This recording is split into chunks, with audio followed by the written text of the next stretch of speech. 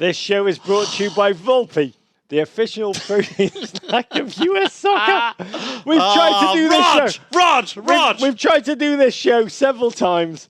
Can I just tell you, my God, that is tighter than last season's Arsenal jersey. And I'm not saying that in like I like it way. Yeah, you're not. You don't like it at all. Not really. But you know what? Davo's just trying to do. Why do footballers do that now? It's like a modern thing. In the olden days, why do they hike up their shorts? Footballers Why? won things, they didn't like just spend 5 minutes rearranging their junk, putting socks down the front of the shorts, hiking them up. They didn't. No, they didn't just like, oh, I've won something, must yank off jersey. Yeah. Get my little nip. Only one guy really deserved to do that, and that was that guy, Rog. You're not holding up the right stick. That man. I'd love to see that. This man is going to be... I'd like to see that a little bit more. Can I just tell you, is this a spoiler alert if I tell you that this man is going to be the next James Bond? Seven. I like it shaken and not stirred, Taylor. Splendid, Mr. Moneypenny. That guy could have that was the MVP of Euro 2016. Le papillon de nuit. Can I just say, this is the third time we tried to do this show. We are now second bottle in. It was crap the first 2 times. We're going to do it even worse. Yeah, exactly. This is our Vice show. What other material do we have? Thank God. Our Vice show. We've been on Facebook. We got the Volpe meats, Rog. After 31 days, 51 games, 108 goals, and 2,173 screenings of the John Jovi Direct TV power. You failed to say it 4 times. John Bon Jovi Direct TV commercials. I'm addicted. Oh. Yeah, love it. The Euros is over. Yeah. We'll never hear John Bon Jovi again. Was he only famous because of that commercial? Because it feels like it. John. Yeah, John. What? You had a great career, mate. Yeah. You are now as nauseating as the Carter Kids commercial. Just think about your legacy is all I'm going to tell you. It's I've got a story to tell you about that. I'll tell you afterwards. Tell me now on camera. I'll tell you after. No one's watching. No, I need to tell you the story afterwards. Oh. And you know why. I do, because it involves John Bon Jovi and this man. The love would not be denied. Show us your legs, Ian! Miss Moneypenny. Splendid. Dude, can I say he had an amazing World Cup? I'll tell you who else had an amazing World Cup. Yeah, this Bob man, Lee. The General. Bob Lee. 2 of them. We are grateful to both of you. You are legends. You make our lives better. And we also love Mike Tirico. Mike Tirico had a great Euros. The High Sparrow of Tirico is more. We feel it in the night. Can I just say one quick thing, David? Yeah. That was the most apocalyptic game of football I've ever watched. Oh, my God. First of all... As in, it's the end of football. First of all, Mark Clattenburg. There are zombies amongst us! There are zombies amongst us! We must kill them! Secondly, moths. He's a witch! Moths. Yeah, moths. Yeah, moths. I mean, moths were the MVP of this game. FIFA have got to put moths in the games at various camera angles. You're talking about EA Sports, FIFA. Yes, yeah, get the moths in. Oh, FIFA would never get around to it, Rog. Let's talk about this game, Davo. This was meant to be about Portugal. Yeah. Of Ronaldo. Yeah. Ronaldo, the man who'd led his team to victory whilst they were wearing scrubs. Yeah. Those that like funny colour that doctors do. Mint green, who'd reinvented himself. Who'd reinvented himself. Who had like taken a team onto his shoulders, a team that had never won anything, that they'd lost in 2004 to the worst team in the tournament, Greece, felt that pain, and had somehow stumbled always into the final. He'd bossed the tournament from kick-off. Ronaldo, who can forget the reporter's microphone that he launched into the lake? Who can forget his spiteful hatred of Iceland's small mentality? Who can forget his big goals against Hungary and then against Wales, playing France, the team of national destiny? Yeah. Symbolised by Anton Griezmann and his bizarre affection for Drake, his sister Maud, a survivor of the Bataclan attacks last November, which took that national mission and gave it a heightened global sensitivity. He was poised to become a great like James Rodriguez at World Cup 2014. And the game started. Helter-skelter start, Dave. Helter-skelter. Mistake-prone football, 2 nervy teams, wildly uncalibrated fare. Yeah. Crazy, crazy stuff, Davo. And then came, 8 minutes in, the moment. Oh. Dimitri Payet. I know. Takes out Ronaldo. Knee-to-knee contact. It's not usually that serious, Rog. It was planted knee to planted knee contact. But it was a mistake if it was planned, Rog. There you go. No, planted, not plant, mate. Planted knee. Not plant. I see. It's the Bordeaux speaking. Planted knee to planted knee. What makes it even more devastating. Oh, really? When you have your own whole Yeah, but body then why weight. was Ronaldo walking around only limping 70% of the time later in the game? It didn't look that devastating. Can I just Anyway, tell you, 8th minute. it was the kind of injury that makes me marvel that it hasn't happened more to either Ronaldo or Messi. When you watch football in the 70s or 80s, where they were just headhunter defenders, decapitating talented players, it made you marvel at both of their injury records. When he went down, the world held its breath. Yeah. He managed to limp back on, but dropped to the turf again, Dave, and that's when we knew darkness from his perspective. Yeah, he was walking better later, though. Was about to, you know what? He was. You know what? I wouldn't take that tap with him. I'm not Okay. a big Ronaldo lover. Most English people, to be candid, are not big Ronaldo lovers after what he did to Rooney at the 2006 World Cup. But his tears, when he fell to the turf a second time, those tears, soon to be bottled and sold in the Ronaldo Museum gift shop, they were heartbreaking, David. And then, unbelievably, a moth flickered down. And it landed on his face. It was Mothaldo. We wanted to make it all about him, Rog. Mothaldo. What was it, David? I like to think that it was a little moth sent down by God herself to whisper into Ronaldo's ear, "You're a vain knob end." At half-time, there was conjecture, Rog, that Ronaldo's tears were because he was so upset that he was letting down his teammates at that point. Who said that? I would imagine it came in the halftime show. Someone would have to have briefed him that he was a member of a team. Exactly. I would have said that would have been about number 37 in the list of things that were making Ronaldo cry at that point. Oh, you know what? He'd last cried as a 19-year-old after the 2004 Euro final in which Greece shocked them. Yeah. In America, a lot of you tweeted us being like, "What's wrong? You play on through the pain." Jack Youngblood, thank you, playing through the playoffs and the Super Bowl and the Pro Bowl. Who goes and plays in the Pro Bowl in pain with a broken bloody leg? Yeah.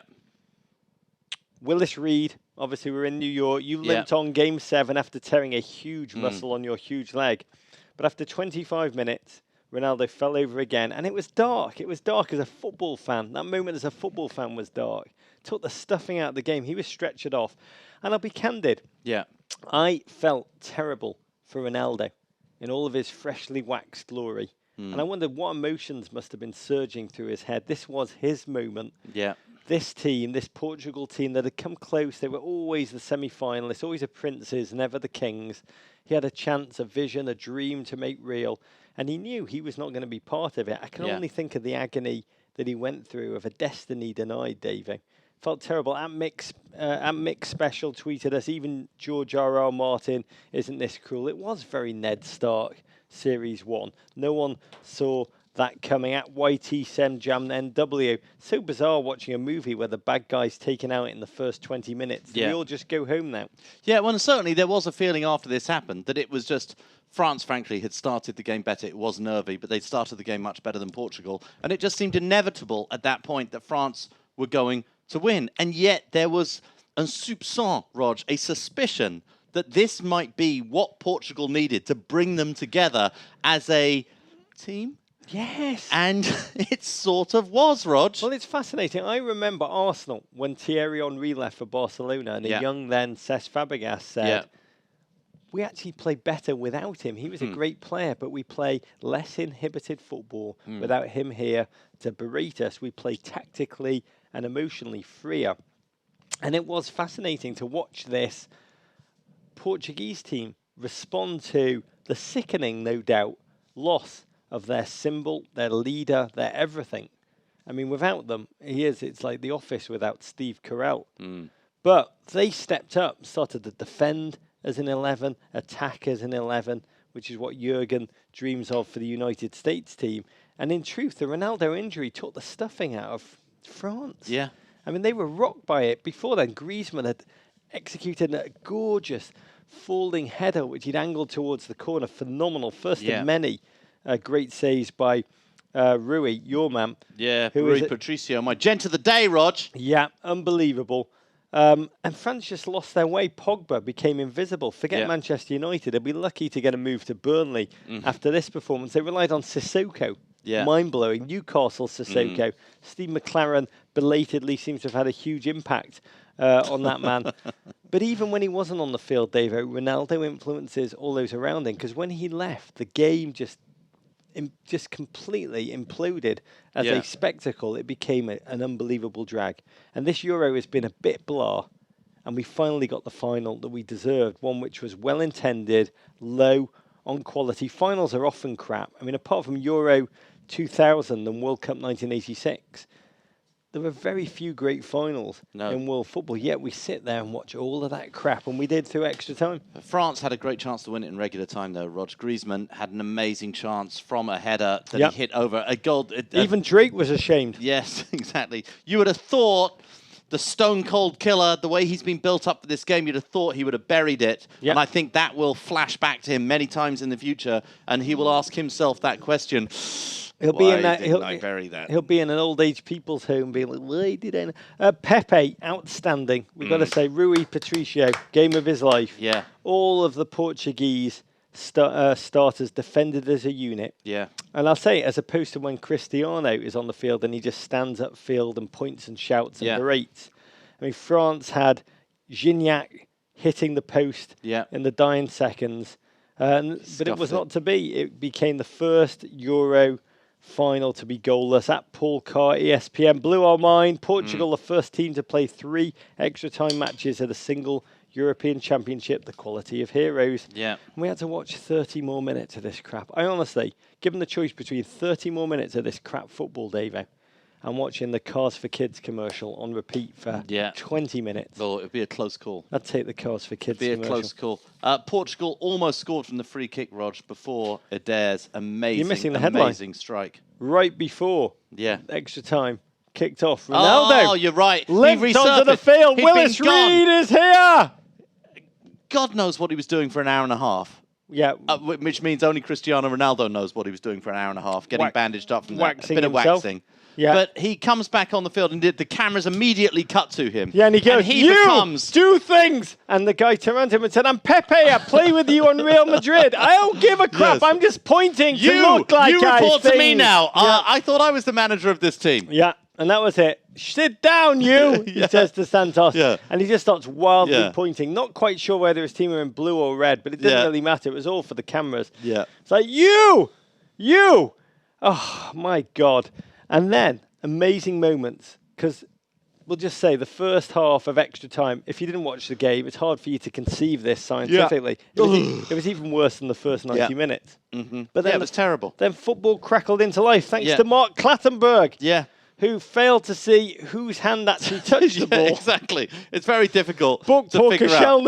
Yeah. Who was like, what? That was not my hand. I may have a... You did call the incorrect hand. I may have a face which is sharper than a knife, but that is not a yellow card offence. Poor Koscielny. It was not my hand. It was not my hand. And it was his hand. Up stepped Guerrero. Who hit the bar. Lloris flew at the ball. Yeah. And while he was still winded, David. Yeah. While he was still winded, Adair got the ball. Yes, Adair, the Swansea flop. He always cuts inside when he waves his dodgy flapper, Rog. And he lashed. Yeah. He lashed that ball, David. Yeah. His first ever goal for Portugal. A man who could not get a game for Swansea City. Yeah. Come get me, Swansea. So predictable. Again. It had to be him. The name on all of our lips before the game. Adair. Yeah. Well, not even that one. It's this one. Bam! It's that one. Bam! That's football. Yeah. That is football where heroes can be made in the blink of an eye, David. It's a kind of goal that makes you wonder why there aren't more goals like that. Yeah. And Ronaldo... There aren't more winded goalkeepers. Of course, the cameras cut to Ronaldo on the bench, who shouted, well done, whatever your name is, you look kind of familiar. Yeah. And after the game, by the way, in his press conference, Adair nice enough to follow the narrative that's been given to him when he said... I predict that you will score in this game. That's what he said. He said, Ronaldo said to me that you will score in this game, which is just so ridiculous. It's good narrative. Yeah. Good narrative. But, A, do you really believe Ronaldo knows who Eder is? Yeah. Secondly, if he did know who Eder is... Would he ever want anybody to score? Do you really think he thinks Eder's going to... Eder has been cracked. 11 games for Swansea, 0 goals. Even Swansea in a relegation battle got rid of him. 3, he doesn't want anybody else to score other than him. Yeah. And fourth, he told everybody on the team that they were going to score, Rui including Rui Patricio. You're going to punt the ball so long, it's going to bounce once. Clattenburg, you're going to score. But let's say, Ronaldo, let's give it to him. One game as coach of Portugal. Amazing. One delirious trophy. He's just won a big final. At Mr. Snuggle Puggle, I actually feel happy for Ronaldo. I've never felt more confused that's an odd emotion. in my life.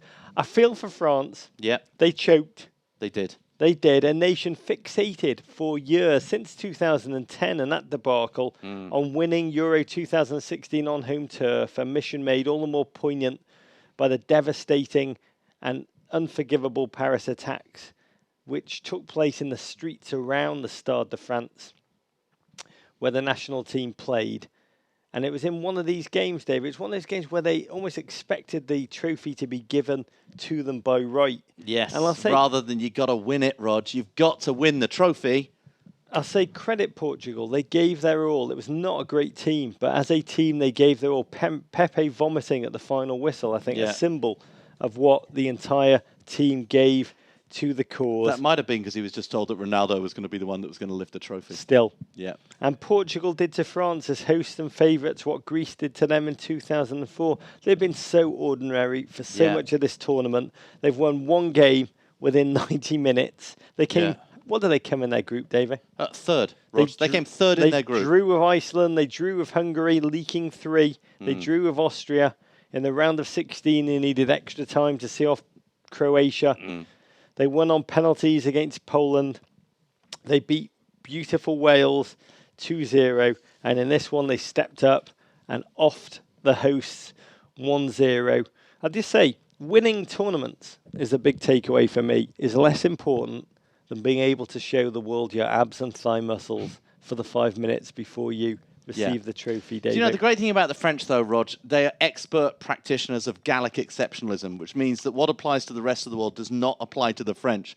I'm sure they will reconstitute in the papers tomorrow, and the entire tournament will be a league table where they won 6 times and just had a draw at the end of time. That's 19 points through the entire tournament. They'll figure out a way to award the trophy to themselves. Until then, well done, Ronaldo. Yeah. We expect Lionel Messi to unretire from international football in 3, 2, 1. Yeah. And then our big takeaway, why not England? If Portugal, so mediocre, can win the bloody thing. Let's be candid. If there was a World Cup played right now... Albania are asking themselves that question Chile right now. would win the World Cup if it was played right now. Why not England? And the obvious answer is... because they're English. And also because Jurgen Klinsmann does not manage us yet.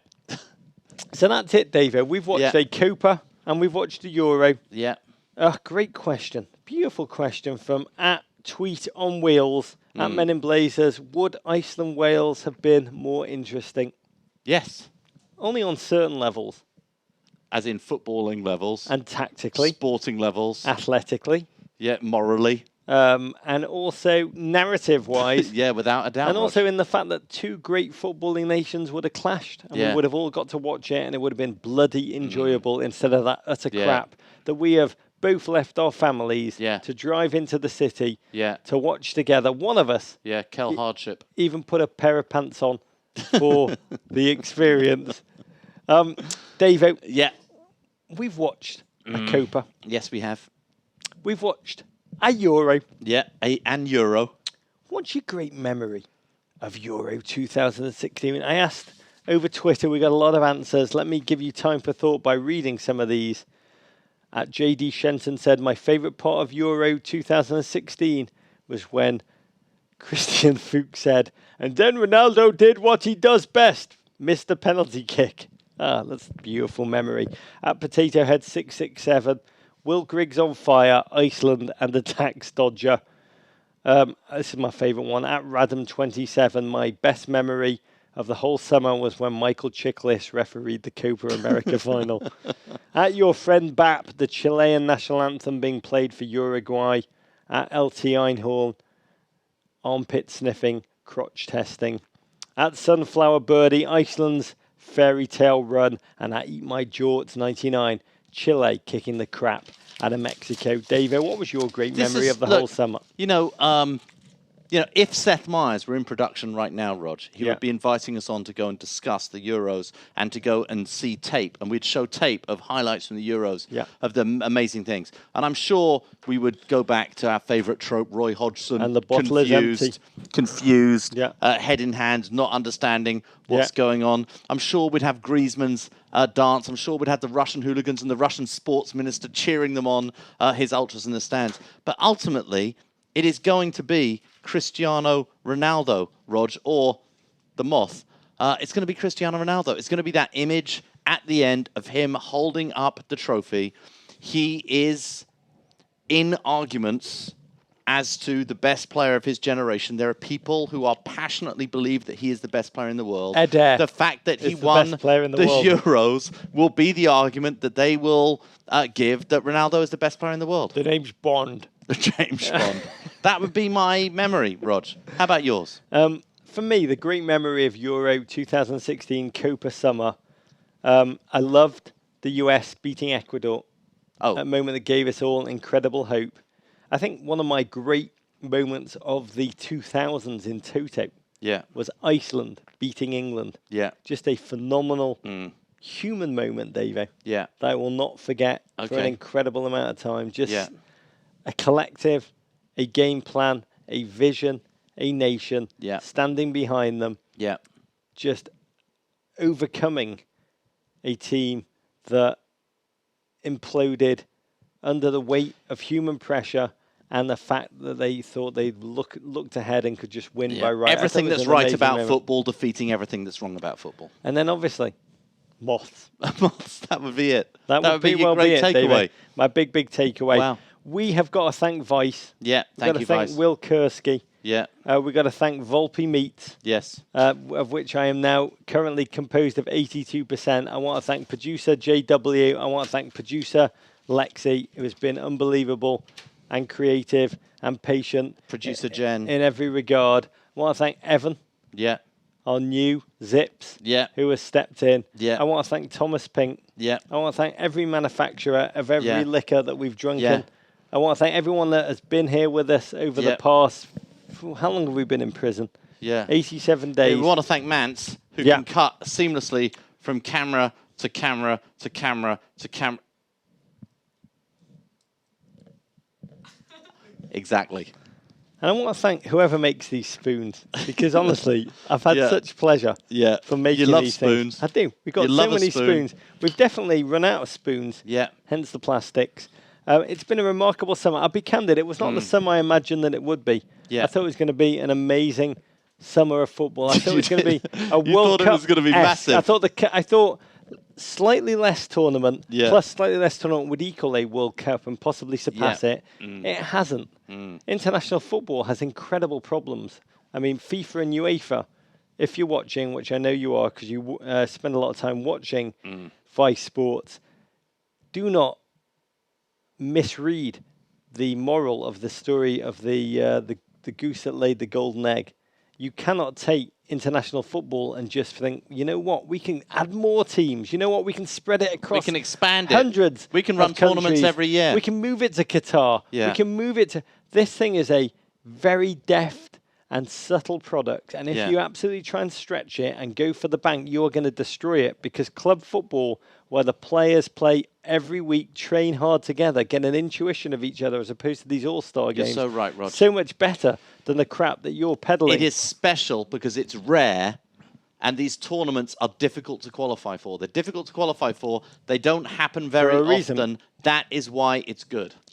Treat them with respect. Yes. And we will respect you. But learn your lessons from this summer. You can, and also, secondly, you can't throw any old crap on in America and just think because America loves football now, they will come out and fludge to watch your crap. The joy of the development of the American love affair with football means Americans know what's great football, they know what's not. And they will save their ducats accordingly. Sense, rational realism. Protect the game that we love. Make it as great as it needs to be. Do not exhaust these footballers by making them play all year round, so the actual product drops, but the number of opportunities to sell that game increases. Treat it with care, because we love it. We believe in you. because you're meant to love it too. I've got to say you are crapping on it right now in a big regard, David. Very, very true. And a lot of what you've said could be a big reason why Portugal are now the European champions, Rog. Sad but true. And here's Lexi for the very emotional moment. How many days ago, Lex, did we start lighting this? Oh, my legs were in the shot. Feels like it was about 4.5 years ago. Yeah, it was a long time ago. We lit the candle. Yeah. Somehow it has lasted all of these days. Yeah. And I will just say, this is our candle that has lit for, I think, 47 days of coverage on Vice Sports. Feels longer. I've got to say, I've aged badly over that time. It's only the Volpe meets that's kept me going. Yeah. And I now declare Euro 2000 and Copa 2016 officially over.